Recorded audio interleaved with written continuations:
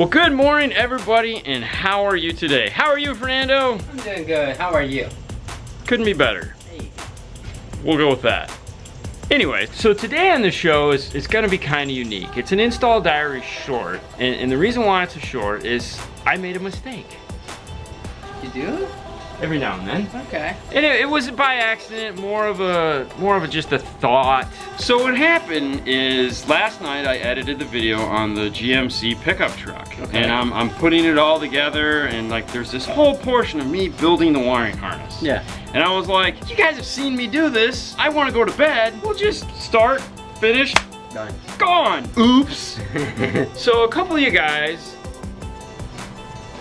have expressed concern about, hey man, I really would have liked to see that wiring harness. And I was like, my bad. So today, what we're gonna do is we're going to show you the portion of the video that I cut out thinking you didn't want to see it. Because these guys want to see it. That's right, yeah, they did. All right, so here we go today. We're gonna show you the wiring harness. So this is a short. We're gonna call it the 100.5 episode. We hope you guys enjoy it.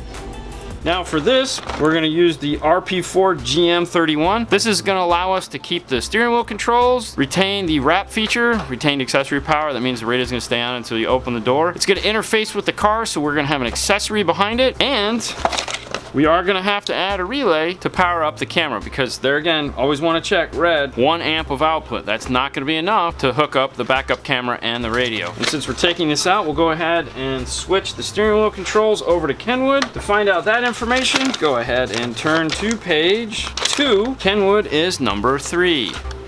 And then just so we know we've set it, we'll go ahead and put a little piece tape over it. Now we can go ahead and pull off the sticker. This sticker's on here to remind you that you need to do that feature before you plug it in. Let's go ahead and get back to this harness. This is a Kenwood, so we're going to be using this blue-yellow wire here. This is not a blue-white. A lot of people get this confused with blue-white, and it's not blue-white. We don't need this. Now, I like to remove these. It's just a personal preference. I also have extras if I ever need to put in a Pioneer or something other than that. We just swap them out. So in the past, some guys say, I can't believe you just cut that. It's like, I don't want the extra wire in the dash, and I'll give the customer a new one if he needs it. I'll go ahead and get this all apart.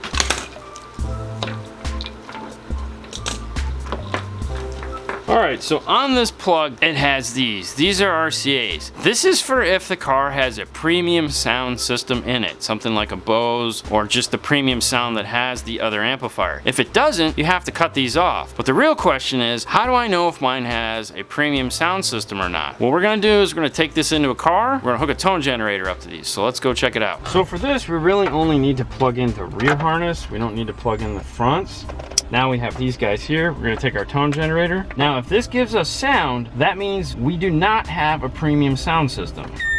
We do not have a factory premium sound system because we got tone. If it would have not given us sound, then what you do is you take the harness, you plug in your brain box, connect the front harness up, take your constant 12 volts and your remote turn on and connect the two together. Once you do that, then go ahead and repeat the test. You should get sound now. And what that's telling you is that it does have the factory premium sound system. And of course, you can use the RCAs. For us, we don't have a factory premium sound system. So let's go over to the bench. Now what we want to do is, because we don't have the factory premium sound, is we're just going to go ahead and cut these heads off. You guys have seen this video before. Every now and then we need an RCA tip. If you want to cut it off down here, it's going to shorten this, but you can save these tips and use them for later on some of your other projects. We have a ton of them, so we're just going to go ahead and cut these off at the tip. Now these will just hook up to the regular output of the radio, just like you would any other harness at this point. On the smart harness, we have what they call the navigation harness over here. Our red is going to go to the relay because it's a 1 amp output. We have our orange white, which is illumination. This is an older harness in that it hasn't been updated yet. Red white is going to be emergency brake, purple white is going to be vehicle speed sense, and green is actually going to be reverse. Since we've already cut off the purple white, we'll go ahead and actually solder on the purple white to a shorter green. The reason why this is kind of a cool way of doing it is because there's also this green wire over here, which is the left rear speaker positive. They're the same exact color. Now if we solder this on here, we won't have to worry about it. And make sure any wire that you're you're not using, you go ahead and cap off. Now in this particular car, when we had this plugged in to test the rear speakers, I noticed that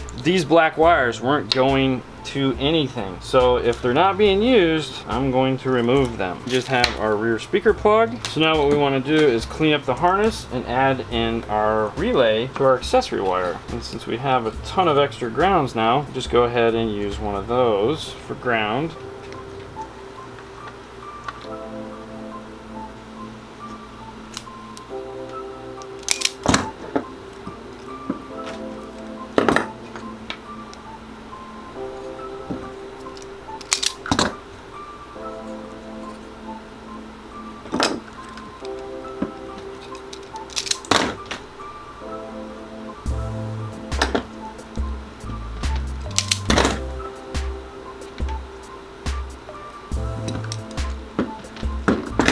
So quick recap on the relay. 30 is going to be your red accessory out. 86 is going to be your red accessory in. 87 is going to be your 12 volt. And 85 will be your ground.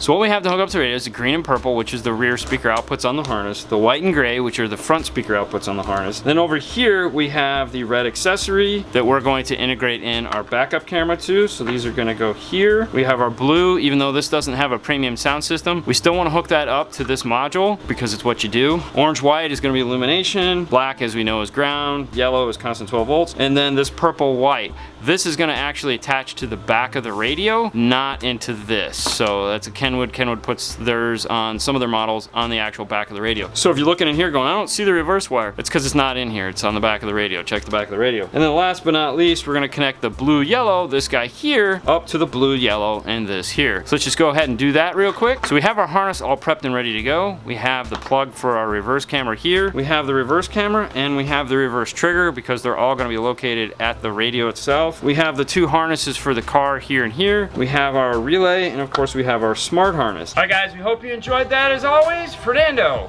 On to the next one.